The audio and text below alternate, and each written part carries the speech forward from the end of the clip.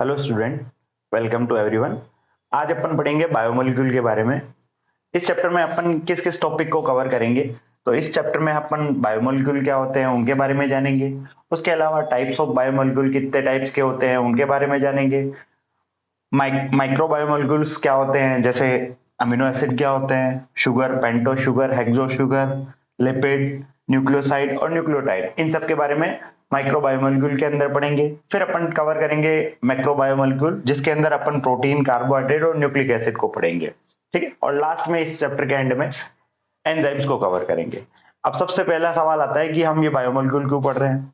तो ये अपने एग्जाम के लिहाज से बहुत ही इंपॉर्टेंट चैप्टर है। हर साल नीट में इसमें से 1 से 2 क्वेश्चन आते ही आते हैं।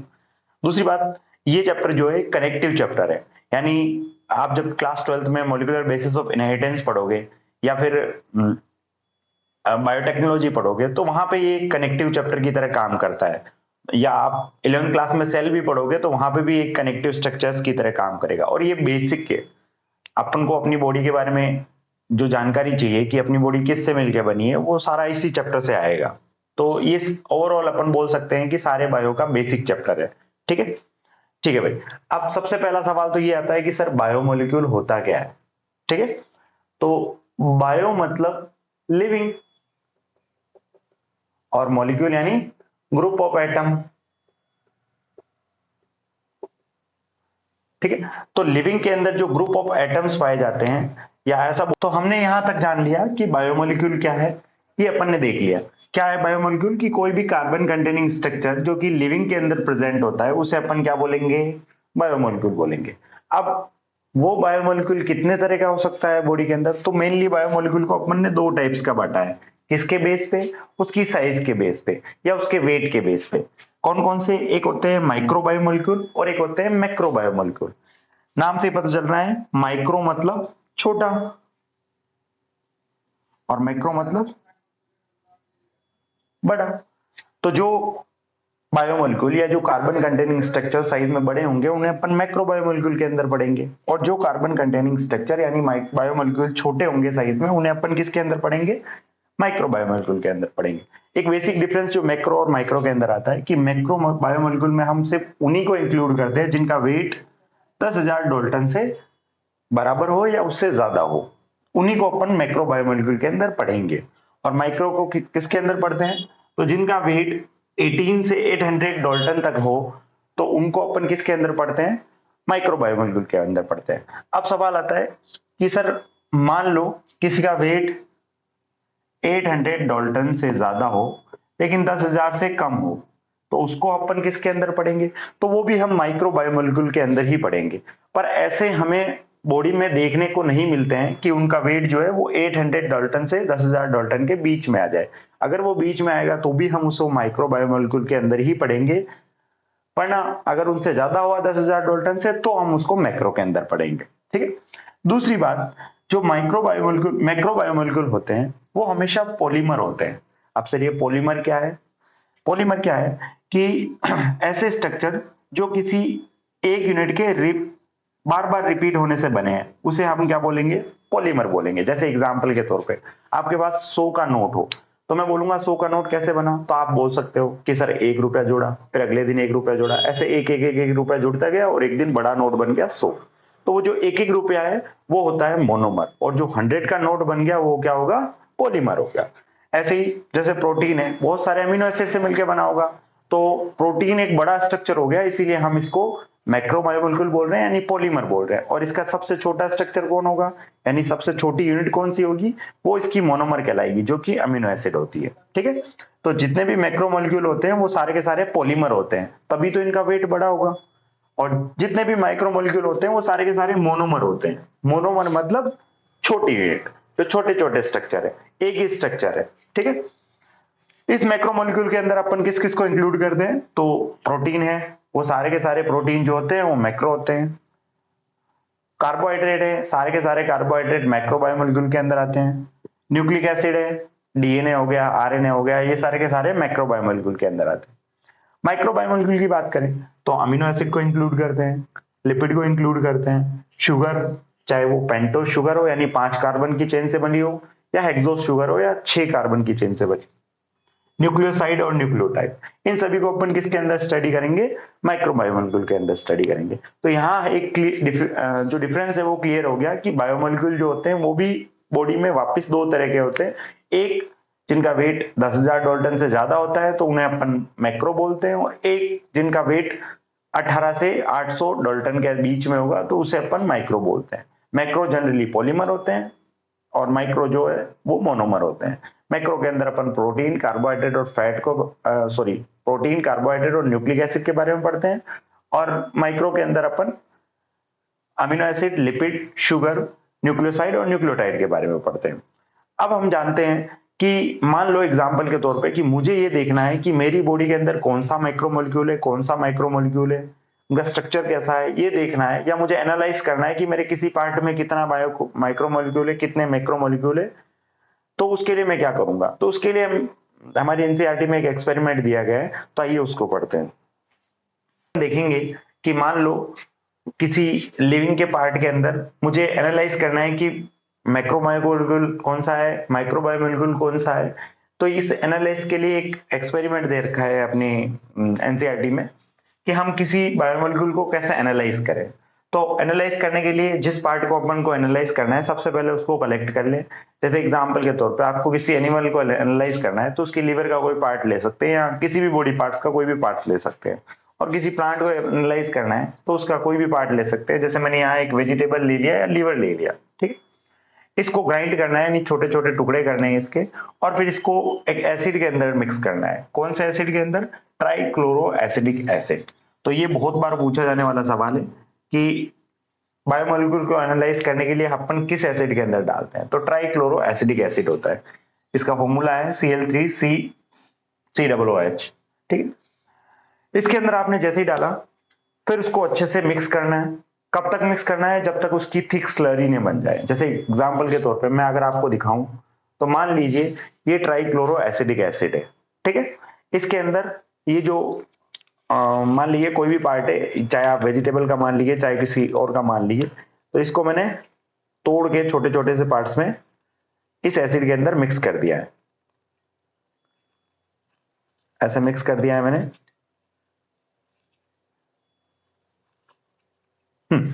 इसको मिक्स करने के बाद मैं इसको मिक्स करता रहूंगा, ऐसे हिलाता रहूंगा। हालांकि अभी मेरे पास क्वांटिटी कम है। कब तक मिक्स करूंगा, जब तक ये अच्छे से इसके साथ मिक्स ना हो जाए और एक थिक स्लरी ना बन जाए। जैसे ही एक थिक स्लरी बन जाएगी इस मिक्सचर की, तो मैं क्या करूंगा, इसको किसी कॉटन क्लॉथ हो गया या कोई चीज क्लॉथ हो गया उससे फिल्टर कर लूंगा। तो जब मैं इसको फिल्टर करूंगा तो मुझे दो चीजें मिलेगी, एक जो उस क्लॉथ के ऊपर रह जाएगी और दूसरा जो उस क्लॉथ से फिल्टर होके नीचे आ जाएगी, ठीक है। तो ये जो दो पार्ट मिले मुझे, जो एक ऊपर रह गया और एक नीचे आ गया, इसको अपन, जो नीचे आ गया वो एसिड के साथ सोल्यूबल था, इसीलिए एसिड के साथ मिक्स होकर कहाँ आ गया, नीचे आ गया। और कुछ पार्ट जो था वो एसिड में सोल्यूबल नहीं हुआ, इसी कारण से वो ऊपर रह गया। तो जो एसिड के साथ मिक्स होकर नीचे आ गया उसको मैंने बोल दिया एसिड सोल्यूबल फ्रैक्शन। क्या बोल दिया, एसिड सोल्यूबल फ्रैक्शन। और ये फिल्टर हो रहा है कि नहीं हो रहा है, हो रहा है। तो इसका दूसरा नाम क्या पड़ गया, फिल्ट्रेट। दूसरा पार्ट जो ऊपर ही रह गया उस चीज क्लॉथ के या कॉटन क्लॉथ के, जिसको मैंने स्लरी बना के फिल्टर किया और वो ऊपर ही रह गया, वो एसिड के साथ मिक्स नहीं हुआ, मतलब वो एसिड इनसोल्यूबल था, तो उसको बोलते हैं एसिड इनसोल्यूबल फ्रैक्शन। और ये ऊपर ही रह गया तो इसका दूसरा नाम हो गया रिटेंटेट। तो हम देखते हैं कि जनरली जो एसिड सोल्यूबल पूल है उसके अंदर हमें माइक्रोमोलिक्यूल मिलते हैं, जैसे amino acid, sugar, nucleoside, nucleotide. उसके अलावा कुछ इनऑर्गेनिक सब्सटेंस भी मिलेंगे, सम इनऑर्गेनिक सब्सटेंस, जैसे कैल्शियम, मैग्नीशियम एक्सेट्रा, ठीक। और जो ऊपर रह गया, रिटेंटेड रह गया, हम देखते हैं कि जनरली हमें उसमें मैक्रोमोलिक्यूल मिलते हैं, यानी जो बड़े होते हैं जो कि इजीली सोल्यूबल नहीं हो पाते वो हमें ऊपर रिटेंटेड में मिलते हैं। लेकिन इसका एक एक्सेप्शन है, कौन, लिपिड। जब मैंने अभी आपको थोड़ी देर पहले जब बायो माइक्रोमोलिक्यूल के बारे में बताया था तो मैंने आपको ये बताया था कि दो तरह के होते हैं, एक मैक्रो और एक माइक्रो। तो मैंने माइक्रो में लिपिड को देखा था। अब सर लिपिड माइक्रोमोलिक्यूल है तो यहां आना चाहिए ना, यहाँ क्यों यहाँ क्या कर रहा है, माइक्रोमोलिक्यूल तो अपन ने सारे इसी के अंदर आ रहे हैं, एसिड सोल्यूबल पूल के अंदर।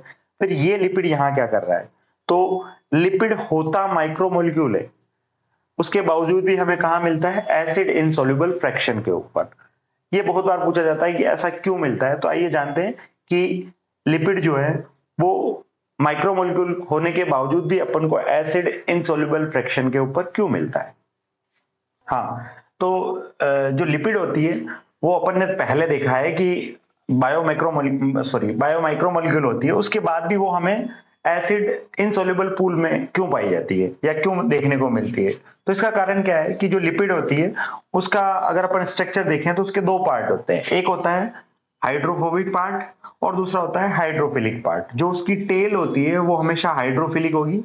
हाइड्रोफिलिक मतलब जो वाटर से अट्रैक्ट हो, वाटर लविंग। और हाइड्रोफोबिक मतलब जो वाटर से रिपेल हो, वाटर रिपेलिंग। हाइड्रो मतलब वाटर एंड फोबिक मतलब डर। ऐसे ही हाइड्रो मतलब वाटर और फिलिक मतलब लव। तो जो टेल होती है वो वाटर से अट्रैक्ट करती है और हेड होता है वो वाटर से रिपेल करता है। ये एक लिपिड का बेसिक स्ट्रक्चर है। ये लिपिड क्या करती है, जब अपन स्लरी बना रहे होते हैं तो उस टाइम पे क्या करती है, ये वेसिकल्स फॉर्म कर लेती है। वेसिकल्स क्या है, एक स्पेरिकल स्ट्रक्चर समझ लो आप, जिसमें क्या होता है जो हेड है वो सरफेस पे ऑक्यूपाई हो जाते हैं और टेल है वो कहां, बिल्कुल अंदर की तरफ। यानी आप एक बॉल एज्यूम करो, उस बॉल के अंदर की तरफ टेल है और पूरी सरफेस की तरफ हेड है। और हेड क्या होते हैं, हाइड्रोफोबिक है। हाइड्रोफोबिक है तो ये हेड कभी उस जो वेसिकल स्ट्रक्चर बना है उसको वाटर के अंदर या एसिड के अंदर मिक्स होने देंगे, नहीं होने देंगे, कारण वो हाइड्रोफोबिक है। और क्योंकि वो उसके अंदर सॉल्युबल नहीं होने देंगे तो वो वेसिकल कभी भी उस चीज क्लोथ से फिल्टर होके नीचे नहीं आएगा। और इसीलिए हमें जो लिपिड है वो उस चीज क्लोथ के ऊपर यानी कि एसिड इनसॉल्युबल पूल के ऊपर देखने को मिलती है, जबकि कि वो है क्या, बायोमाइक्रोमोलिक्यूल है। तो यही कारण है कि लिपिड जो है वो बायोमाइक्रोमोलिक्यूल होते हुए भी हमें एसिड इनसॉल्युबल पूल में क्यों मिलती है, क्योंकि वो एक वेसिकल स्ट्रक्चर बना लेती है। और वेसिकल स्ट्रक्चर कुछ इस तरह का होता है कि वो वाटर को रिपेल करेगा, अपने आप को एसिड के अंदर सॉल्युबल नहीं होने देगा, इस कारण से वो फिल्टर होके नीचे नहीं आ पाएगा। यहां तक हमने देखा कि कैसे हमने किसी बायोमोलिक्यूल को एनालाइज किया किसी लिविंग पार्ट से, चाहे वो प्लांट हो चाहे वो एनिमल हो। लेकिन हम ये भी देख सकते हैं कि अपनी जो बॉडी बनी है वो लिविंग बायोमोलिक्यूल के साथ यानी ऑर्गेनिक सब्सटेंस के साथ साथ इनऑर्गेनिक से भी बनी होगी। तो सर इनऑर्गेनिक को हम कैसे एनालाइज करेंगे, तो इनऑर्गेनिक को एनालाइज करने के लिए आपको कोई भी बॉडी पार्ट लेना है, जैसे लीव ले सकते हो, लीवर ले सकते हो, या कोई भी बॉडी पार्ट लिया। सबसे पहले उसको ड्राई करना है। ड्राई करने का पर्पज क्या है, कोई भी आप बॉडी पार्ट लेते हो तो उसमें वाटर कंटेंट होता है, तो ड्राई करने से जितना भी वाटर होगा वो वहां से रिमूव हो जाएगा। फिर उसके बाद उसको बर्न करना है। तो ड्राई होने के बाद जब अपन उसको बर्न करेंगे तो उसके अंदर कुछ ऑर्गेनिक सब्सटेंस भी होंगे, कुछ इनऑर्गेनिक भी होंगे। तो जब आप बर्न करोगे तो क्या होगा, जितने भी ऑर्गेनिक सब्सटेंस होंगे यानी कार्बन कंटेनिंग सब्सटेंस होंगे वो जब बर्न होंगे यानी ऑक्सीजन से रिएक्ट होंगे। जब जब भी अपन किसी चीज को बर्न करते हैं तो वो मतलब किससे रिएक्ट होती है, ऑक्सीजन से रिएक्ट होती है। तो वो गैसेस फॉर्म में यानी CO2 फॉर्म में उड़ जाएंगे। और उसके अलावा मान लो कुछ वाटर सब्सटेंस बच रहा है, तो वो वाटर भी जब अपन बर्न करेंगे, हीट देंगे, तो वो भी वेपर फॉर्म में कन्वर्ट हो जाएगा। तो एक पार्ट हमें गैसेस फॉर्म का मिल जाएगा जिसमें CO2 और H2O वेपर है, और एक पार्ट जो मिल जाएगा जब अपन इसको बर्न करेंगे तो वो होगा ऐश, जो कि नीचे पड़ी रहेगी। इस ऐश को जब अपन एनालाइज करेंगे तो हम देखेंगे कि इसके अंदर हमें कैल्शियम, फॉस्फेट, मैग्नीशियम एक्सेट्रा बहुत सारे इनऑर्गेनिक सब्सटेंस, इनऑर्गेनिक एलिमेंट्स मिल रहे हैं। ठीक है, ये इनऑर्गेनिक सब्सटेंस एलिमेंट्स जो है वो जब अपन ने एसिड सोल्यूबल पूल और एसिड इनसोल्यूबल पूल पढ़ा था, तो हाँ मैंने आपको बताया था कि कुछ एसिड सोल्यूबल पूल के अंदर कुछ इनऑर्गेनिक भी सब्सटेंस भी मिलते हैं, जैसे कैल्शियम हो गया, फॉस्फेट हो गया। तो मैंने यही वापस लिख दिया है कि also found in acid soluble pool. तो इस तरीके से आप ऑर्गेनिक और इनऑर्गेनिक दोनों का एनालाइज कर सकते हो कि ऑर्गेनिक के अंदर कौन कौन से बायो माइक्रोमोलिक्यूल है, कौन कौन से बायो माइक्रोमोलिक्यूल है, और इनऑर्गेनिक के अंदर कौन कौन से सब्सटेंस है किसी भी पार्ट के अंदर, वो इन दोनों प्रोसेस से आप एनालाइज कर सकते हो। अब अपन देखते हैं कि जो अपन ने ऑर्गेनिक सब्सटेंस एनालाइज किया है, जो कि दो तरह के निकले, एक एसिड सोल्यूबल और एक एसिड इनसोल्यूबल। या फिर मैं दूसरी तरीके से बोलूं कि ऑर्गेनिक सब्सटेंस जो बायोमोलिक्यूल है वो दो तरह के हैं, एक माइक्रो बायोमोलिक्यूल और एक मैक्रो बायोमोलिक्यूल। तो अपन वन बाय वन पढ़ेंगे कि मैक्रो बायोमोलिक्यूल के अंदर क्या क्या आता है और माइक्रो बायोमोलिक्यूल के अंदर क्या क्या आता है। तो सबसे पहले अपन माइक्रो बायोमोलिक्यूल के बारे में पढ़ेंगे। तो आइए चलते हैं माइक्रो बायोमोलिक्यूल के बारे में। माइक्रो बायोमोलिक्यूल स्टार्ट करने से पहले या बायो माइक्रो मॉलिक्यूल स्टार्ट करने से पहले एक छोटे से पॉइंट और है जो अपनी एनसीईआरटी में दे रखे हैं कि बायोमोलिक्यूल का कंपोजिशन क्या होता है सेल्स के अंदर। जनरली वो ऑर्डर पूछ लेता है कि सबसे हाईएस्ट कौन सा होगा, सबसे लोएस्ट कौन सा होगा, या फिर आपको ऑर्डर दे सकता है सिंपली कि arrange which of the following is correct option for the composition of biomolecule in cell. ठीक है, तो सबसे ज्यादा क्या होता है सेल के अंदर, वाटर होता है। अब जाहिर सी बात है, हम खुद भी ये बोलते हैं कि अपनी बॉडी का जितना भी वेट होता है उसका 70% उसमें से पानी होता है, या अपनी बॉडी जितनी भी बनी होती है उसमें 70% वाटर होता है। तो बॉडी भी 70% वाटर से बनी है, मतलब बॉडी की जो बेसिक यूनिट है सेल, उसके अंदर भी जाहिर सी बात है सबसे ज्यादा क्या होगा, वाटर होगा। उसके बाद होता है प्रोटीन, उससे कम आता है न्यूक्लिक एसिड यानी डीएनए आरएनए, उससे कम आता है कार्बोहाइड्रेट यानी कुछ भी ले लो आप, जैसे ग्लूकोज हो गया, फ्रक्टोज हो गया, गैलेक्टोज हो गया, ये सारे कार्बोहाइड्रेट है। फिर आता है लिपिड, उससे फैट जो होती है वो कार्बोहाइड्रेट से कम होती है, और सबसे कम होते हैं आयंस यानी जो इनऑर्गेनिक सब्सटेंस है, जैसे कैल्शियम Ca+2, Na+, K+, ये सारे के सारे जो आयंस होते हैं ये सबसे कम होते हैं किसी सेल्स के अंदर। तो ये ऑर्डर आपको याद होना चाहिए, ये पूछता है। ठीक है, फिर दूसरा एक और टेबल दे रखी है, कंपैरिजन दे रखा है कि अर्थ क्रस्ट पे जो एलिमेंट पाया जाता है और अपनी बॉडी में जो एलिमेंट पाया जाता है उसका कंपैरिजन दे रखा है। तो आपको बस उसमें से इतना याद रखना है कि सबसे ज्यादा हाईएस्ट एलिमेंट कौन सा पाया जाएगा अपनी बॉडी में, और अर्थ क्रस्ट पे सबसे हाईएस्ट कौन सा होगा। तो एग्जाम्पल के तौर पे अपनी बॉडी में हाईएस्ट, अब यहां ध्यान दो आप कि अपनी सेल में सबसे ज्यादा क्या है, वाटर है। सबसे ज्यादा वाटर है तो जाहिर सी बात है अपनी बॉडी में सबसे ज्यादा क्या होगी, ऑक्सीजन ही होगी।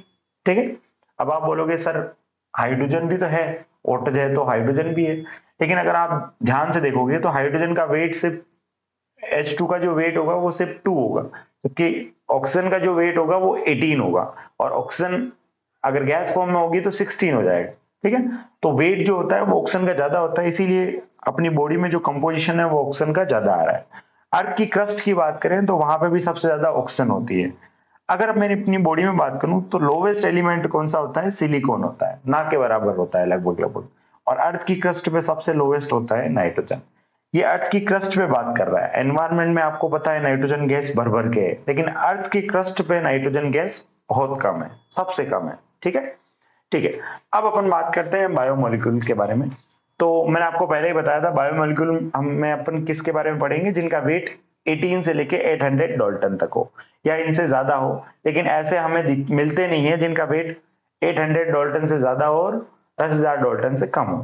ठीक है, तो इस बायोमोलिक्यूल में अपन किस किस को पढ़ेंगे, तो सबसे पहले अपन देखेंगे अमीनो एसिड के बारे में, फिर लिपिड के बारे में, फिर शुगर के बारे में देखेंगे, पेंटोज और हेक्सोज शुगर के बारे में, न्यूक्लियोसाइड के बारे में देखेंगे और न्यूक्लियोटाइड के बारे में देखेंगे। इन सारे को अपन डिटेल में देखेंगे बायो माइक्रोमोलिक्यूल वाले टॉपिक के अंदर। तो उसके लिए आप नेक्स्ट लेक्चर देखिए। Thank you.